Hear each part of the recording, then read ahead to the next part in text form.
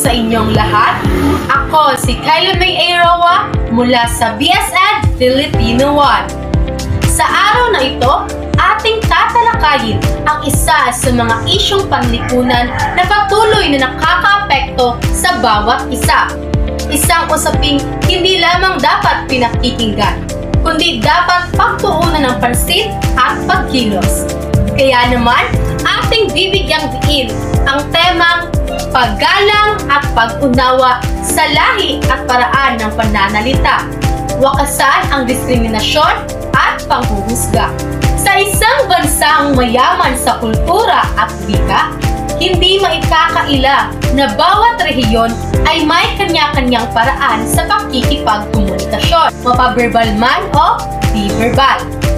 Ito ang mismong diwa ng ating natalakay sa lokal at global na pakikipagkomunikasyon na nagpapakita kung gaano kahalaga ang pag-unawa sa iba't ibang paraan ng pagpapahayag. Ngunit sa kabila ng layunin ito, madalas rin nagiging sanhi ng hindi pagkakaunawaan at panghuhusga ang pagkakaibang ito.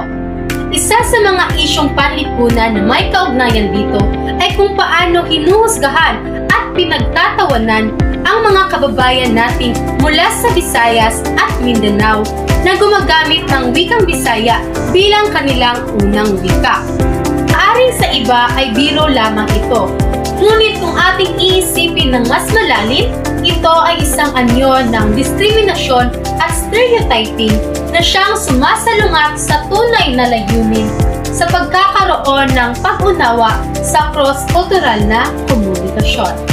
Ayon sa ating napag-aralan, ang wika at kilos ay hindi lamang paraan upang maipahayag ang ating damdamin at saloobin, kundi tulay din ng pag-unawa sa kabila ng pagkakaiba-iba ng ating kultura. Ngunit sa kabilang banda, tila ba unti-unti nang nawawala ang paggalang at bukas na pag-iisip ng mga tao. Isang halimbawa nito, ang karanasan ng mga taong gumagamit ng wikang Bisaya o Cebuano bilang kanilang unang wika. Ayon sa isang pag-aaral, kapag ang mga kababayan nating mula sa Visayas o Mindanao ay lumuluwas o makikipagsapalaran sa Luzon, particular sa Metro Manila, ay madalas silang hinuhusgahan o mas masaklat ay pinagtatawanan dahil sa paraan ng kanilang pagsasalita, sa kanilang accent at sa lengguwaheng meron sila. Isa rin itong sa nagiging dahilan kung bakit sila nahihirapan sa kanilang pamumuhay doon, na siyang nagdudulot ng negatibong epekto sa kanila.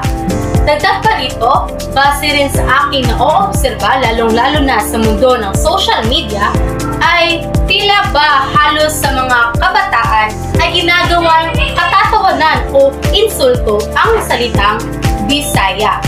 Minsan na rin ba kayong nakakita ng mga ganitong komento sa iba't ibang social media platforms?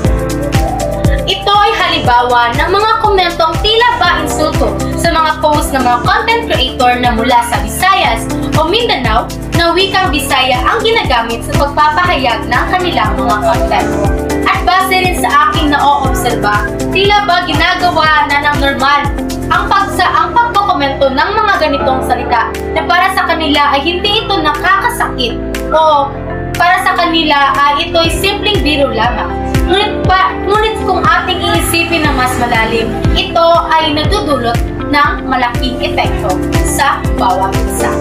At bilang isang mamamayang Bisaya, masakit isipin na ang iyong identidad ay tila ba ginagawang katatawanan, insulto at pinamaliit ng iba.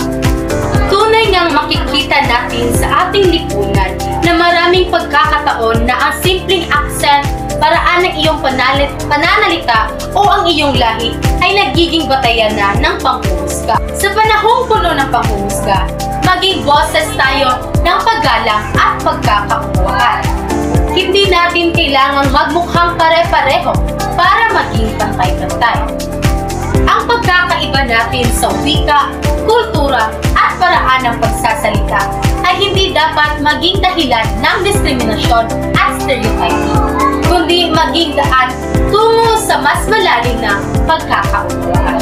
At bilang isang kabataan, kailangan natin simulan sa ating mga sarili ang pagbabago. Ang simpleng pagpili ng tamang salita at tamang biro sa tamang konteksto o lugar ay isang hakbang upang wakasan ang sakit ng ating lipunan. Sa ganitong paraan, unti-unti nating maitatag ang lipunang tunay na inklusibo at pantay-pantay. At sa pagtatapos ng talumpating ito, baunin natin ang mensaheng kapag may respeto at pagkakaunawaan, walang lugar ang diskriminasyon at panghuhusga. Muli, ako si Kayla May Eiroa, buong pusong ipinagmamalaki ang dugong Bisaya. Daghang salamat!